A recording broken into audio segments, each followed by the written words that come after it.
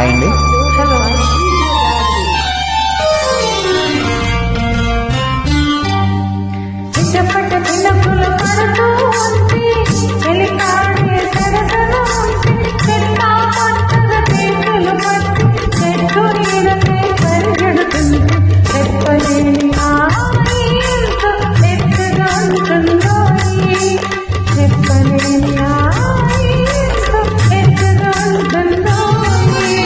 ఉరుములు పెల ఉరుముతూ ఉంటే, మెరుపులు తల మెరుస్తూ ఉంటే, మెరుపు వెలుగులో చెలి కన్నులలో బిత్తర చూపులు కనబడుతుంటే, చెప్పలేని హాయి ఎంతో వెచ్చగా ఉంటుందోయి.